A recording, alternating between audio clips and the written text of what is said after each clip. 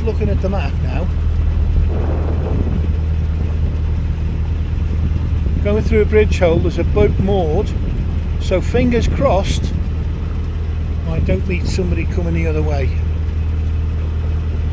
That would not be great. I'm trying to figure out how far we've got to the chandlery, and it's saying 2.9, so 3, I would say maybe 4 miles. Now I'm not going to last 4 miles, which is, it's 2 hours, isn't it? Because I'm not doing a great speed. Certainly it's an hour and a half, because I'm having to slow down constantly. I'm not going to last an hour and a half without a comfort break. So I think what I'll do, I'll get to a more open bridge hole where I've got a view forward and back, because I haven't got a view forward here. It's on a bend, and I'll dive in.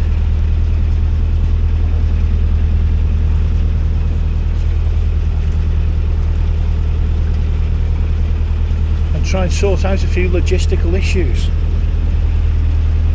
and also the cold feet issue. Again, I've just nudged the bank. I hope this isn't a sign I'm coming down with something like last winter.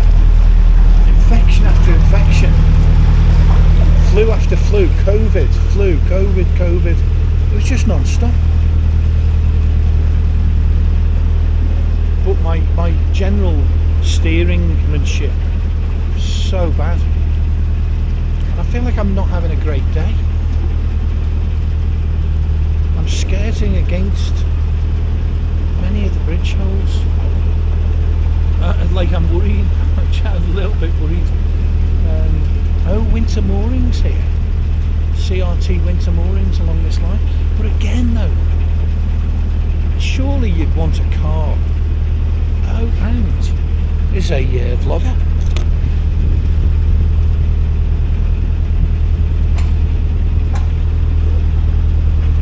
Going a little bit fast as well.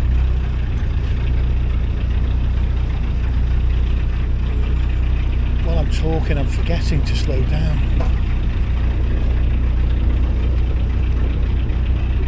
Forgetting my manners.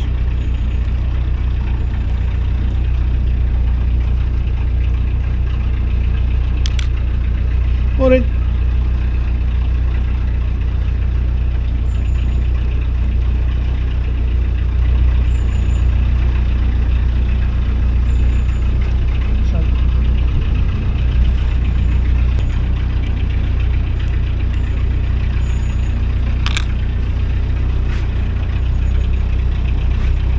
This looks like it might be the place for me to stop.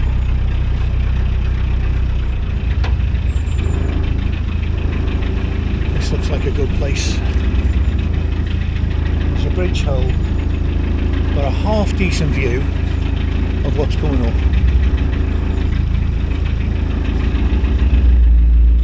Bridge 24. Let's see if I can just nip inside, grab my foot warmers. So I do need to get my feet warmed up a little bit. Don't fancy another 2 hours.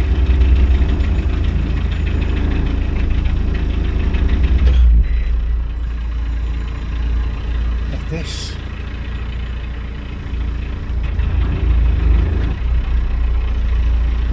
Right. Now go into reverse.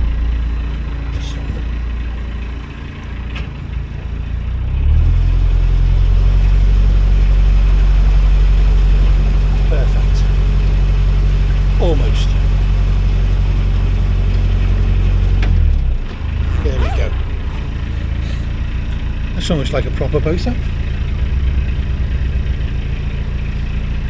Double check. No one coming ahead or behind. Absolutely brilliant. See you in a sec.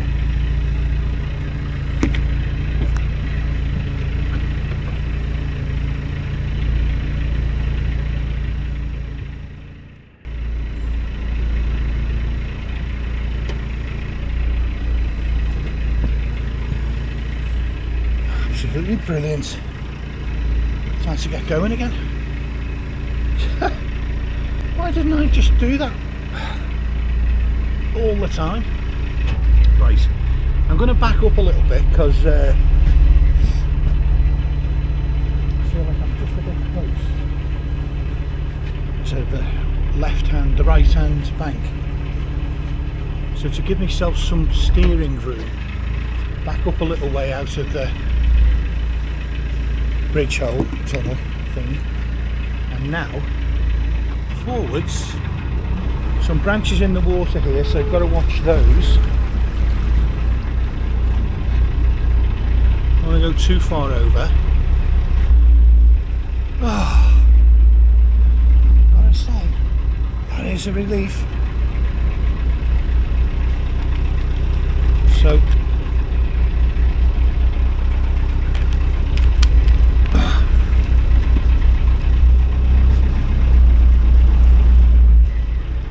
beautiful.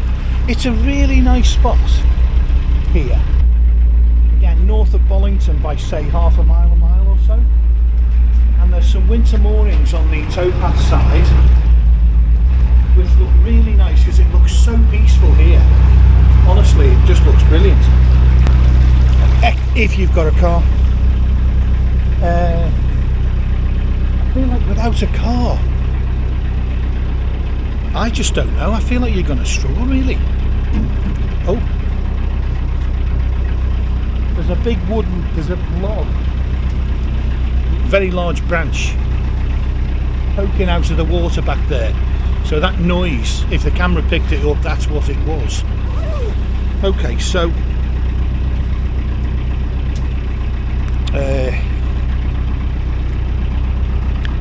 I didn't do anything about the feet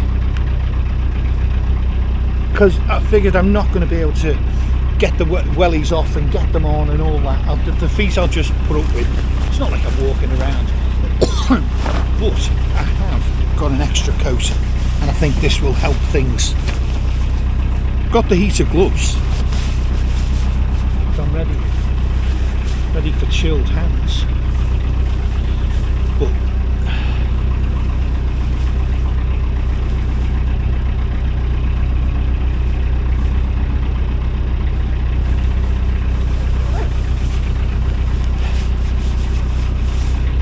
morning. Hello. Bit yeah, not too bad. Nice and bright at last.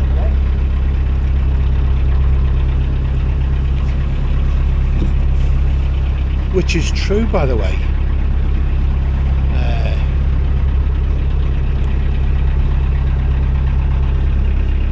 The day has really brightened up.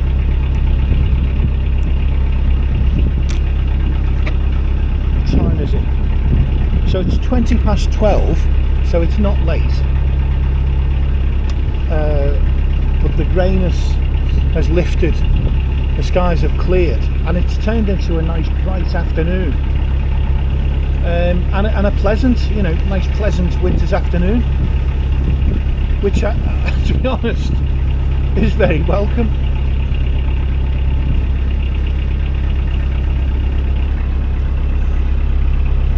There's a valley over on our left, or at least the hillside goes down into a huge plain, which I think has got to be the Cheshire Plain, because we're generally heading in a sort of a northerly direction towards Macclesfield, and so that side will be the west. So yeah, that would make sense if it was the Cheshire Plains down there. And I can see some signs of large towns in the far distance. It's clear enough that I can see. They might be 15 miles away. In actual fact, we are only I think 15 miles away from Manchester anyway. 15 miles south of Manchester.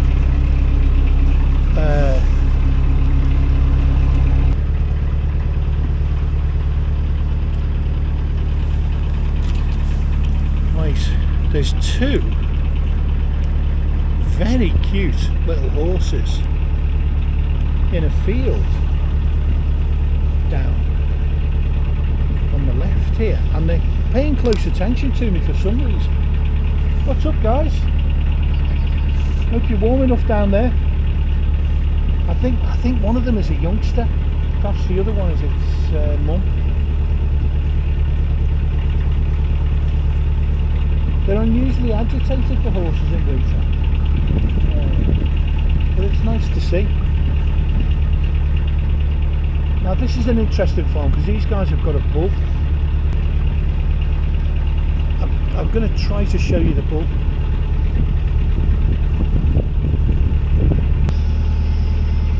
But there is a huge bull, and there's two of them actually. Two in the same field, so perhaps siblings or something. Now it's having a look at me. But yeah.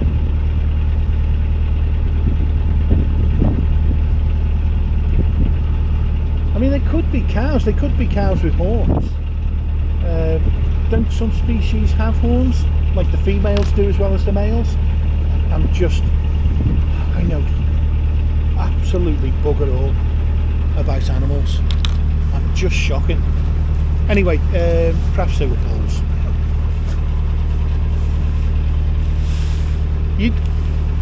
The reason I thought it was sort of interesting, you know, like marginally interesting, was I don't recall seeing lots of bulls out in as I've gone through rural areas of England, past farms and things. Seen lots and lots of cows, not so many bulls. So I've started to get the impression that bulls, maybe they're more difficult to keep, maybe they're more expensive, maybe they're not as useful, you can't get milk from them, you know.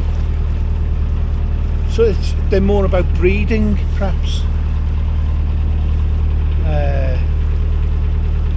They're kept for breeding purposes.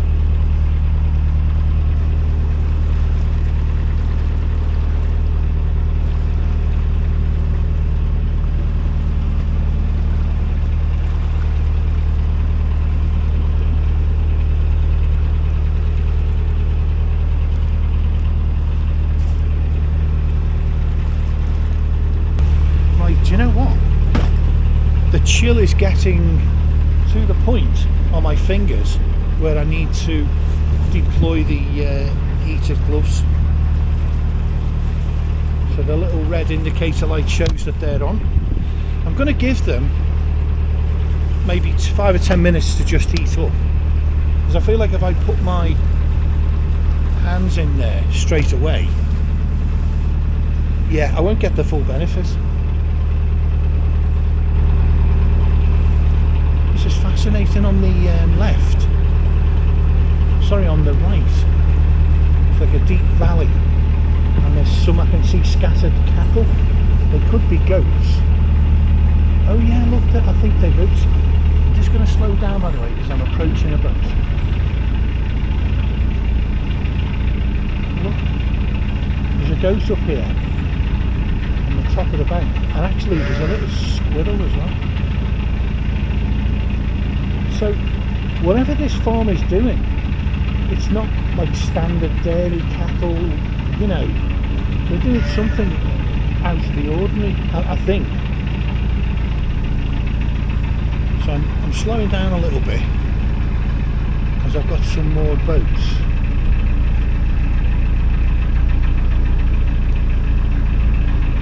On the left here, on the towpath.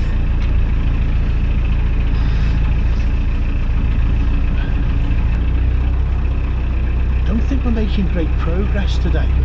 Obviously, you know, because of all the moored boats, I want to try and be polite.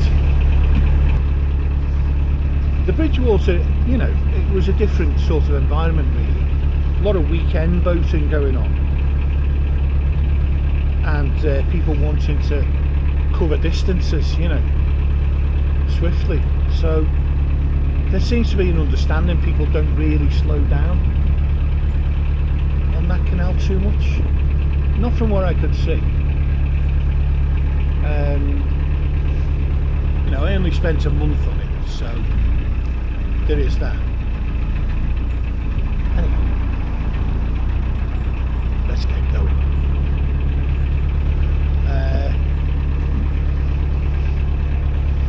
And let's get some res on. 2 miles to go, so 1 hour. So by 1:30 I should be at Poynton. There's kind of going to be a bit of coordination going on here. There's going to be a bit of coordination with Dave and Di, because Dave is already in Marple. Di is a few miles south of Marple, but she's working today, so might not get the chance to move. I'm obviously further south again. Dave gave us sort of an expected journey time from where Di is, but I don't really know exactly where that is. It's not on my canal map. Clearly, it's there somewhere.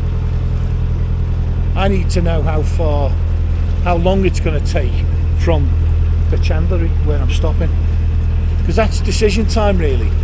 Once I get to that chandlery, I need to make a call as to whether I press on, use the rest of the daylight and go all the way to Marple Cafe.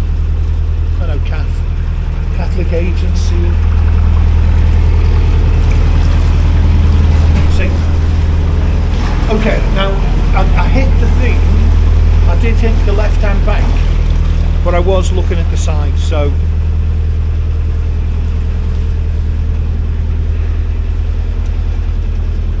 can't really. I'm not happy with what's going on today. Let's see if these things have warmed up. I bet you they haven't. Oh, they have a bit. They have a bit. Okay, it's not bad. It's better than nothing. I'm using the new gloves, the new electric gloves. The older ones that I had, one of the batteries went, so I ended up getting new gloves. New battery cost like 40 quid. Just new gloves cost 50. So I thought I'll just get new gloves, because they were getting torn and frayed and everything. The stuffing was coming out of them. So new gloves, but they're not as hot. They don't operate at the same temperature. Probably some safety regulation or something, I don't know, but it sort of hasn't really paid off. It might be safer, but they feel like a down-tuned version of my old gloves. But on the plus side, I feel like they're easier to get on and off. I struggled with, when I had wet hands the other day, I really struggled to get the gloves on and off. I need to get a move on because the boat's steering out to the right. Yeah, I really struggled with it. It's a beautiful little garden on the right hand side of the canal.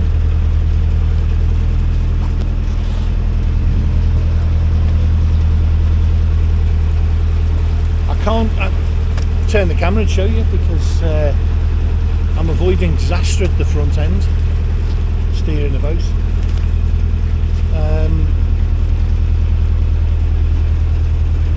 So yeah, what did I say? 2 miles to go. So about an hour. So maybe 1:30, maybe a little bit sooner, we'll get there. The water will take about half an hour, because there's a water point, then the chandlers. Water will take about half an hour. A couple of bags of rubbish, if the bins are there, which I think they are.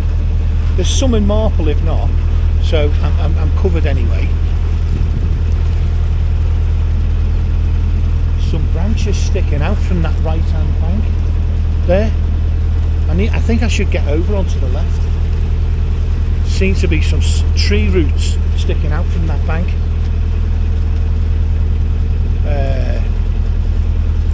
That's no good for the prop if they get mixed up. I think we might have a CRT workboat up ahead, and it looks like a normal boat as well. We'll see. They're so difficult to see because all you ever see on the approach is just the end of them. You've got no angle, and for the same reason it's sometimes difficult to judge whether there's enough space to fit your boat in until you get closer.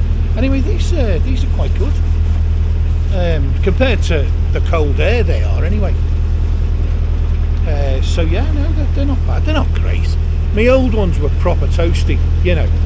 They gave you a real blast of warmth. They were brilliant. They still are, but I think not in wet weather, because I really struggled to get them on and off.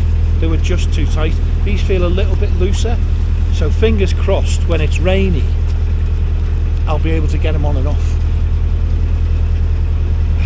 Yeah, that wasn't very nice. Right, yeah, it looks like a CRT workboat just before the bridge, so I'm going to ease off on the revs.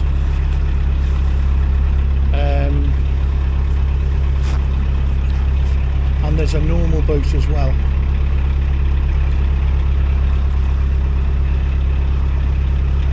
Sun feels like it's going down. It can't be. I mean, well, it is.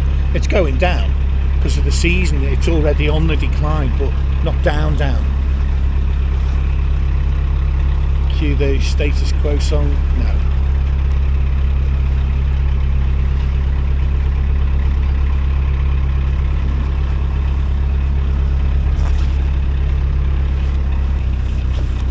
Sorry. Bridge hole coming up.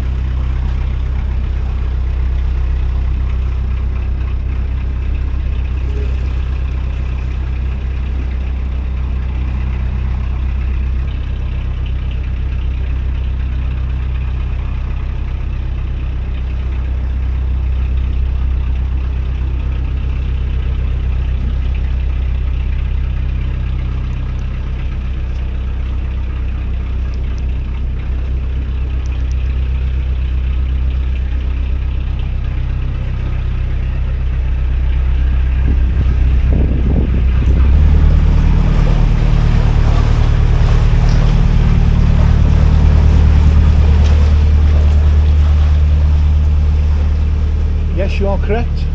You did hear that little slight grinding noise. I did bump into another bridge hole.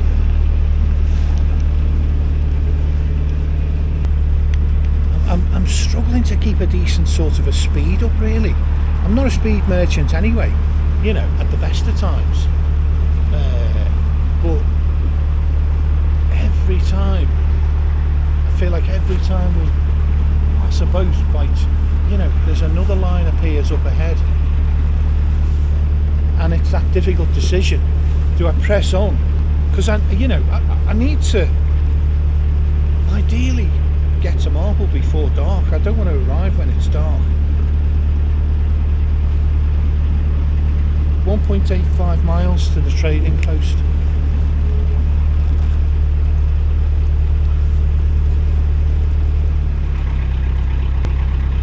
I wasn't going too fast anyway, but I'll slow down it. So we're doing 1.3, but are we doing 1.3? 1.7, 1.8, 1.6. I am going slow. I'm going slower than I need to. I mean, if this is correct. It feels like I'm going faster. 0.8, 1.5. Oh, it's all over the place. I'll have to go by eye.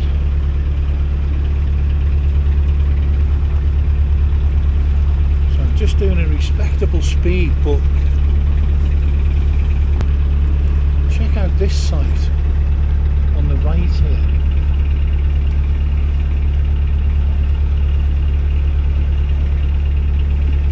There's more foothills, or just hills perhaps. Over there, rising fields.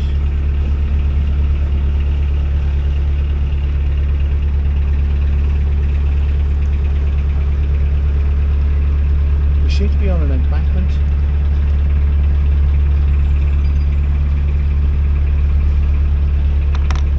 Because the ground slopes down on both sides. Yeah, we're up on an embankment here.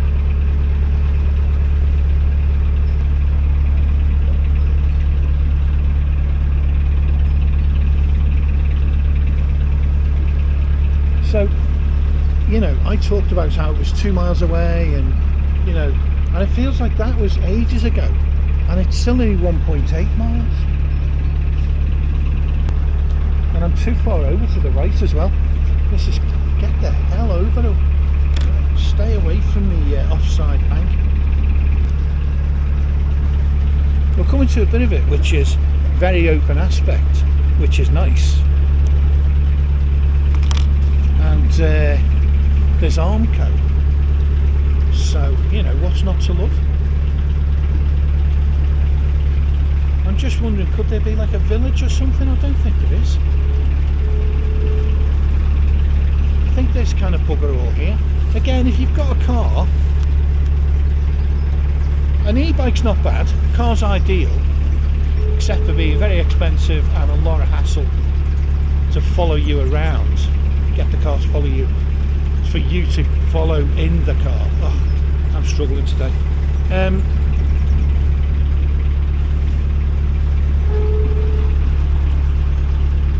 A lot of hassle, a car, but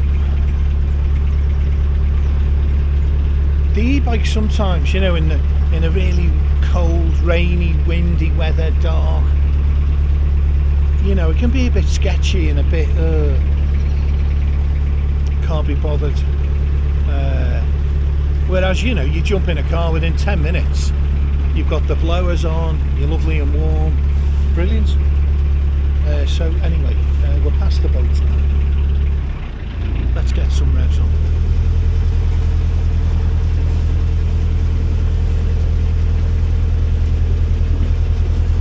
Can't trust the speedometer on this as well.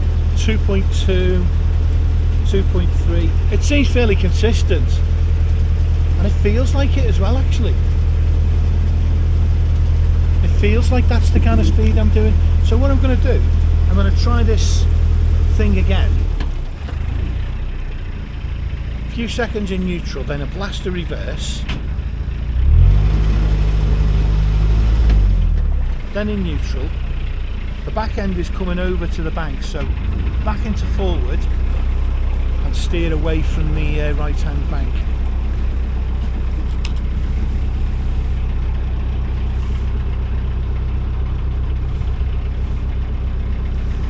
Now some revs on, and I'm gonna cane it slightly. I remember on the approach to Llangollen, wasn't I doing something like 1500 RPM for significant stretches? I felt like I was really caning the engine. Many people would say, oh, that's bugger all, they can handle that. But I don't know. The noise is such and the vibration is such that it doesn't feel like it's a great idea. Anyway, I'm doing 1300 now. I'm doing 1300. Let's see what the speed says. Okay, speed's 6 miles an hour, great. Okay, I think the satellites are struggling in this hilly area to pick me up, so I'm getting all sorts of 3.7, 2.8, 3. I feel like we're up to 3. Yeah, I feel like we're okay at 3, so this is great. 1300 RPM, 3 miles an hour. This is okay. Not too harsh on the engine. Yeah, they'll do. I was really disappointed with these heated gloves. When I first put them on, I was like, I just can't feel it. I wasn't feeling it, like literally. I was barely feeling the heat, but they're not fantastic, but if you leave them to just sit there for 10 minutes, you know, get really warm, get the warmth through them, they do something. They're not useless. They're not brilliant, but they're not useless. But then again, you know, it's 6 degrees today, 4 to 6 degrees. How are they going to fare in -7? Anyway, at -7, I think I'll revert back to the old gloves, which I've still got. Didn't throw them away. Same batteries work in both. So I'll go back to the old gloves for that extra blast of heat, I think. So always a plan, always a cunning plan.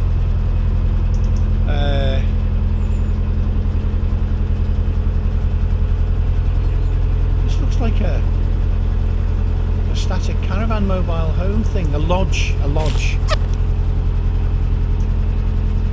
Yeah, they're making a lodge. It's under construction.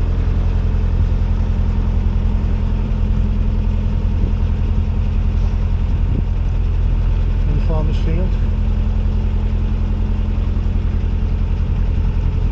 and it would be a great place to live. Again, you know, really quiet, rural, pleasant, just beautiful. This is a really nice neck of the woods. I feel like I'm overusing that phrase, neck of the woods. Yeah, this is a what we've got here is a sort of a village of static caravans. There's a fantastic little cottage, should just go past now, there. Looks like proper old school, you know, hundreds of years old, genuine old cottage. That could be genuine Elizabethan as well, not the sort of painted on faux Elizabethan, white and black, white with black beams. Looks like it could be proper. I'm paying attention to the bridge hole because it's all very well doing 3 miles an hour, but when you come to the bridge hole, you've got to be on your toes. Hello there, otherwise you'll hit something. The dog distracted me slightly, it was his fault. Hello.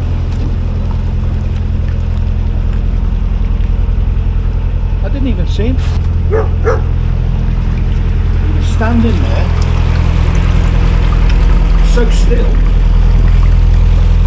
that I didn't see him. He was so still and I'm so stupid that between us we contrived for me to miss him.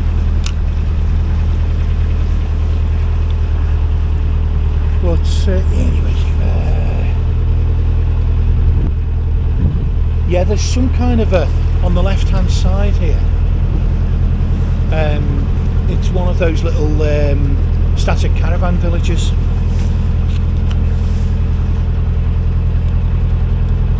I think you've just got to give some thought to what else is in the area, what other facilities and amenities there are.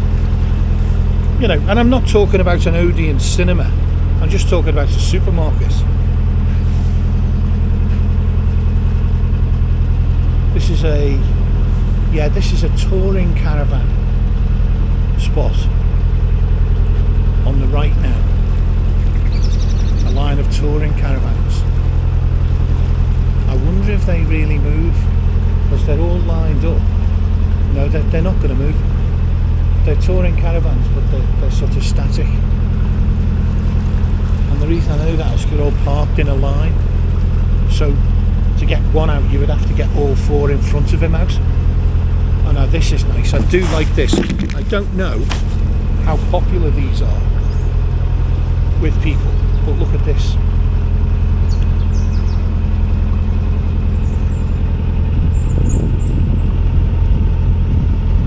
I don't know what people's thoughts are on these lodges, but I just think that, if you look at it,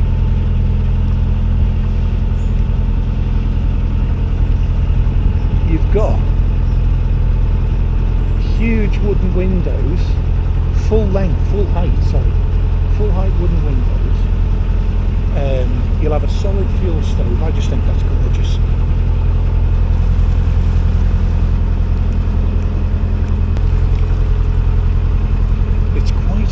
It's a sizable caravan park. I don't think there's anything around here. I mean, it's nice. It's nice, but you know,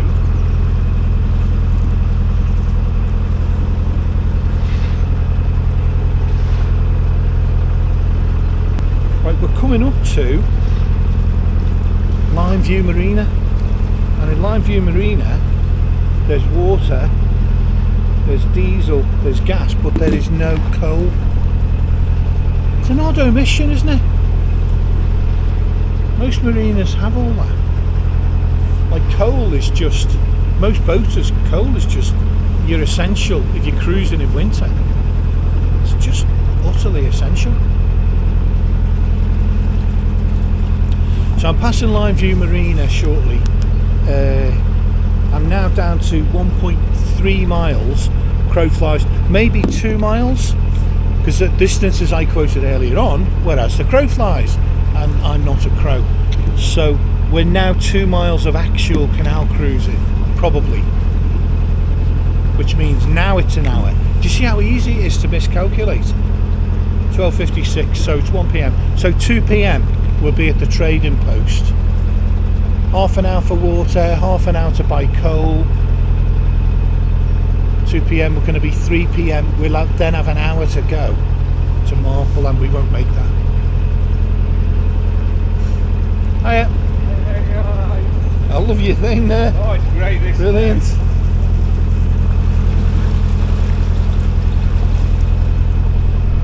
Guy on an electric scooter. So handy, those things. You know. People who are sort of less fit or able for any reason, injured perhaps, and you need to just cover a mile or half a mile of distance, you know, you could really get out and about with one of those things.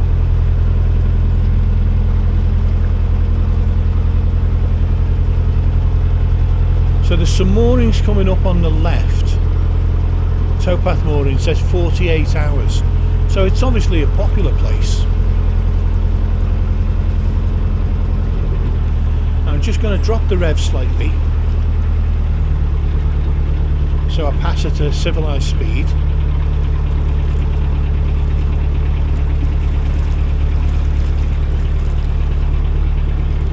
Yeah, it's turned into a nice sort of a nice bright afternoon, really nice, which is lovely really when you're cruising. Too much greyness. It's still nice, the countryside is still nice and it's lovely, but you know what I mean.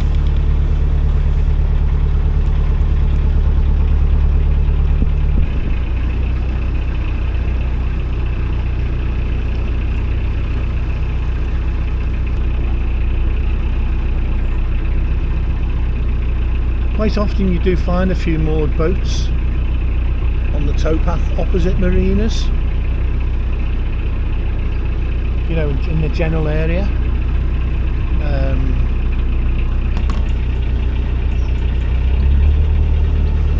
Right, so I'm putting the revs back on. I don't think I'm going to make Marple today. I don't think it's going to happen. There's a big line of boats moored on the right hand side here, so I'm going to slow down again once I'm through the tunnel.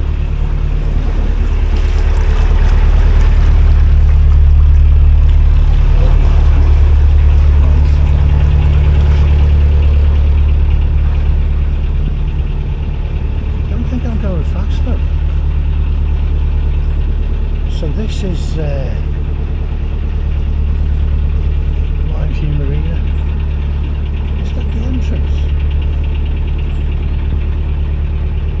Oh, there's a slipway there.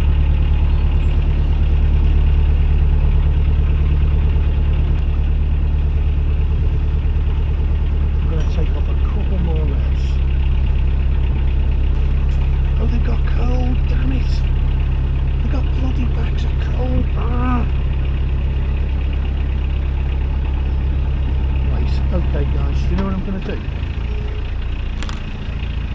I'm going to see if I can get myself in here.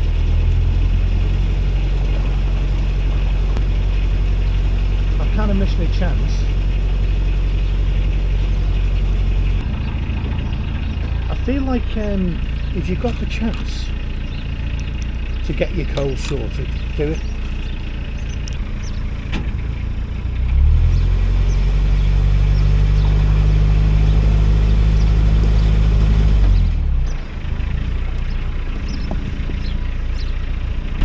So now I'm going to pull the boat backwards along the bank and then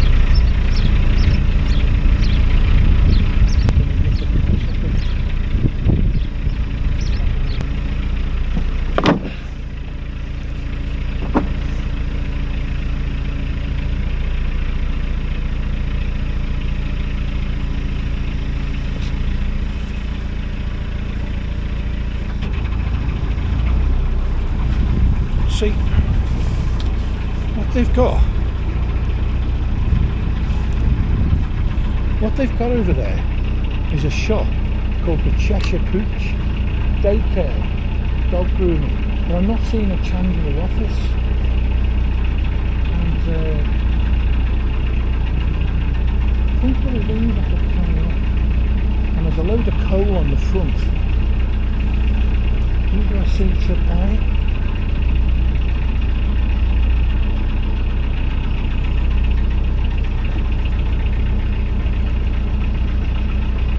No sign of anybody at all. But anyway, the thing is, right, look, I've got a couple of weeks. This is not, I'm sounding almost like, oh no, it is not a desperate situation. I've got loads of coal, enough for at least 2 weeks, maybe more. And in that time, I can easily reach another marina, or perhaps a fuel boat, or you know, whatever. There'll be something. There'll be something.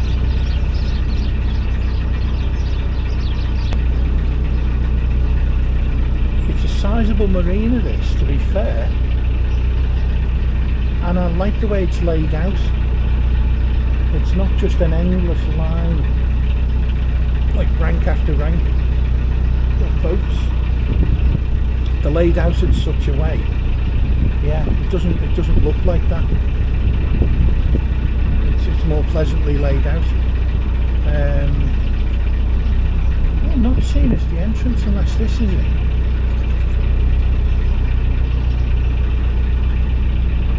That can't be the entrance, can it?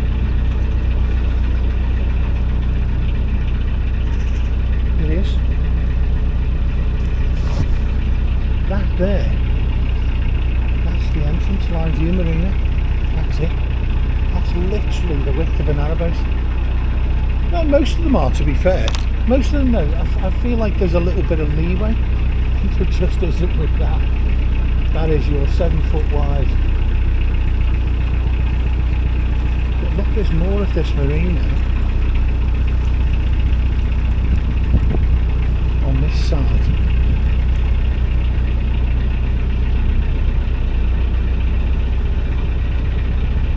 Another thing, but yeah, another pool, if you like. Is that the right word? Pool.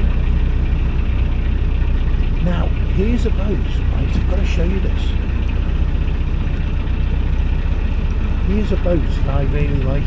If ever I'm not able to cruise on a, you know, a steel narrowboat for any reason, this would be one. This centre cockpit boat here. I think it's called a Viking 32, and you can see it's got a rear cabin and a centre thing you could use in summer, and then it's got a front cabin, and it's only about 10 foot less usable space than this boat, so it's not as tiny. It would have to be a much more stripped down lifestyle. But you know, we're not talking about, it wouldn't be my first, a steel narrowboat would always be my first preference. But here's another entrance, look. There's a separate part of the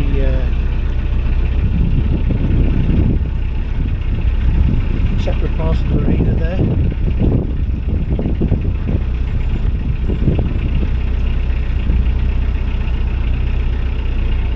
Pool, I called it. Separate basin, that's the better word, isn't it? Now here is a beautiful Dutch barge. Who doesn't like these? I mean,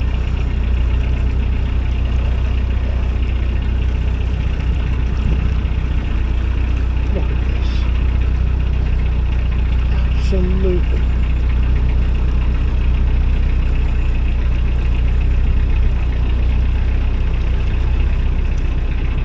Lovely thing.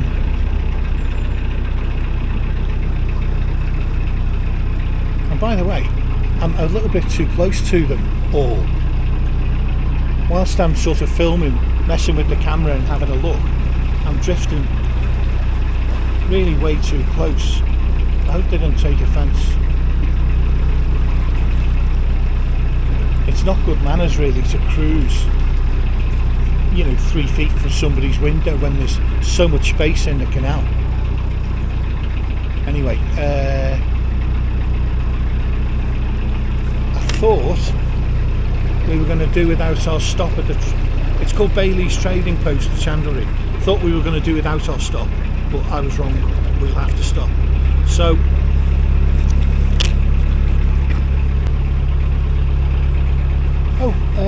revs.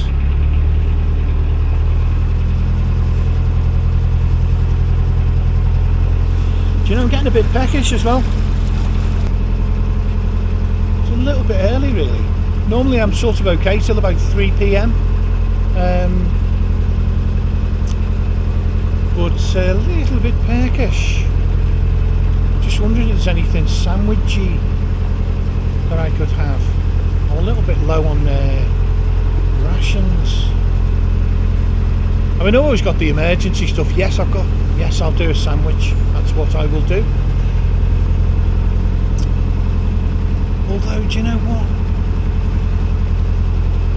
I think I'm going to stop near to that trading post. This is lovely. I've got to show you this, guys. This is just...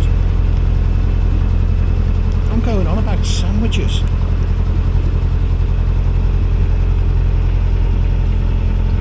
Check out this view.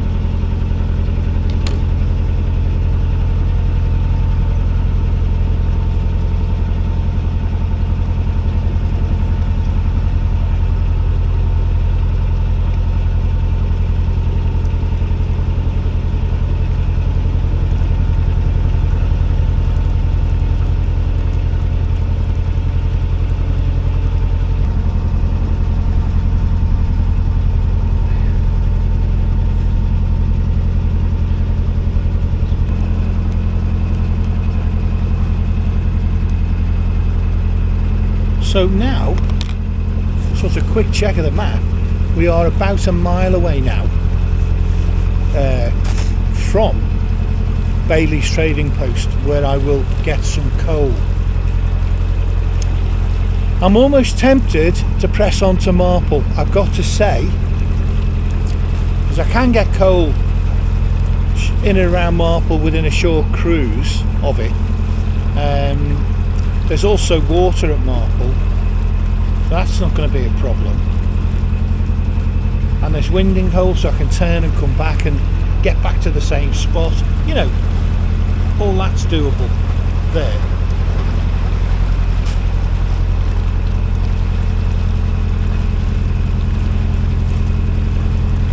And I could make Marple if I just go now and don't stop.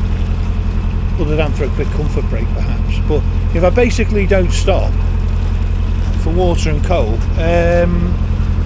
I will make Marple today. If I do stop, I won't make it today, it's tomorrow. Now that shouldn't have any ill effects, ideally, because there's not many moving boats. There may be some behind me. Firecrest was ahead of me, but they pulled over. So I don't think there's any boat. Some went past yesterday. Sorry, I'm just steering like Billy-O. There we go. That's got it.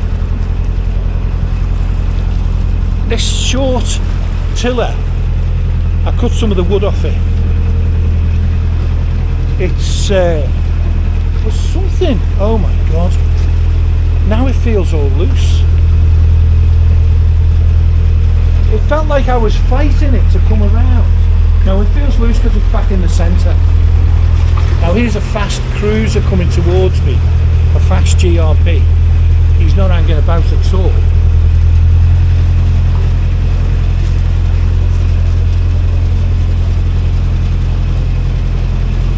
So let's give him a little bit of space. First moving boat, apart from Firecrest, that I've seen all day. Can't get too close to this side because the branches are sharp and my window covers aren't, so hopefully he'll be happy with this much space. He looks like he'd like some more, but he's not going to get it.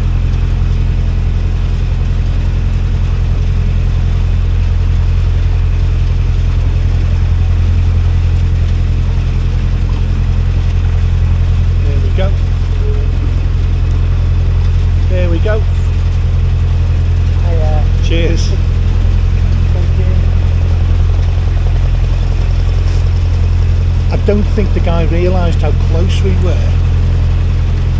Like, I basically wasn't giving way because he had loads of space. So I wanted him to move over.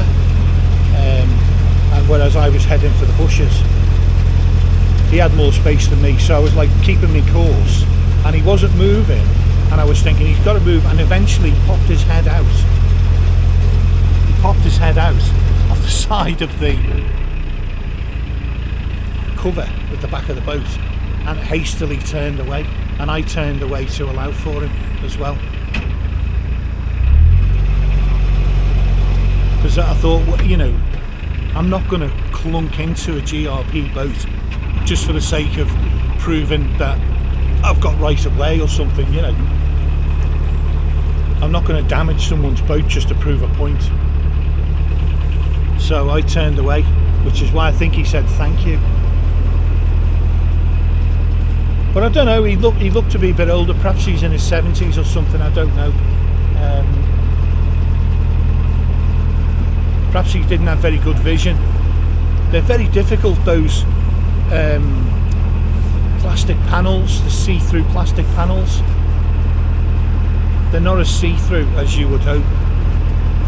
I see very little through mine. I've got them on the cratch cover at the front, and it really obscure your vision. So it's quite possible he didn't quite grasp the situation and how close he was. You know, I'm not going to assume he was just being a bit pig-headed,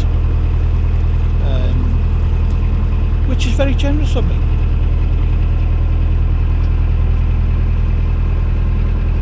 Right, there's a narrow section coming up as well. I seem to be moving at a much healthier pace now. I don't know why that should be, but I'm only doing 1200 RPM and I feel like I'm shifting a bit.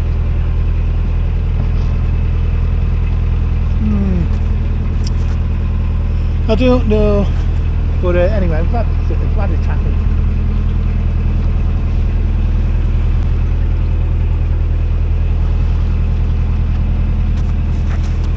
There we go, quite a narrow little section there. Pinch point like on the Llangollen. Loads of those on the way to past Chirk. Not loads, you know what I mean. A few. Exaggerating again. This is lovely. It feels like we're moving through sort of in a small area of woodland. Let me just keep on the tiller.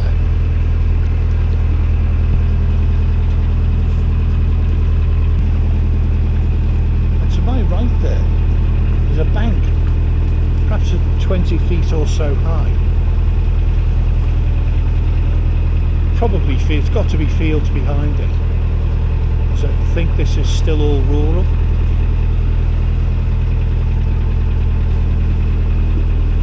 But we're not far from Poynton. I don't know if Poynton counts as a suburb of Manchester. I don't think it does, because it's a bit further south than a normal suburb. I think it's its own thing. But it's, you know, it's within 10 miles, 15 miles of Manchester, and it's quite a posh place. I think it's a pretty posh little town. Certainly, there's a Waitrose there, so that's kind of a bit of an incentive for me to stop overnight there. And if I stop overnight at Poynton, at the trading post or close by, I can pop into Poynton in the morning. It's only about 2 miles to Waitrose. Hopefully it won't be too cold or rainy or anything, and I can do that and still get to Marple by lunchtime, which would be marvellous. My strategy, I had the strategy during the summer of, if I was going to arrive somewhere that I knew there were limited numbers of moorings, I would aim to arrive around midday. That would be my objective. Sometime after 11 PM, but definitely before 2, on the basis that that's the most likely time for there to be a free mooring. Any later than that, and people are starting to arrive and moor there for the night or for longer. So that seemed to be the sweet spot. It's not really so much the case in winter, I'm finding, because boats move less often. Boats aren't cruising every second day, every day or every 3 days. So once a boat is landed at a mooring, you might find it stays there for a week, and sometimes 2. So once you lose out on your nice marble mooring, you might not get the chance.